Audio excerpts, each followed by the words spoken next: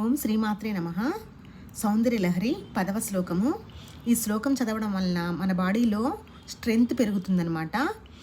సుధాధారా సారైః చరణయుగళాంతర్ విగలితైః ప్రపంచం సించంతి పునరపి రసామ్నాయ మహసః అవాప్య స్వాం భూమిం భుజగనిభమద్యుష్టవలయం స్వమాత్మానం కృత్వా స్వపిశికులకుండే కుహరిణి.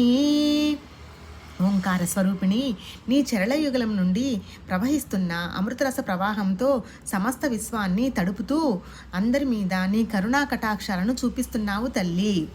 మూలాధారం చేరి సర్పం వలె గోళాకృతిని దాల్చి సూక్ష్మరంధ్రం కల ఆధార చక్రంలో శయనిస్తుంటావు తల్లి. అమ్మవారు కుండలిని శక్తిగా మన శరీరంలో ఉంటుందన్నమాట.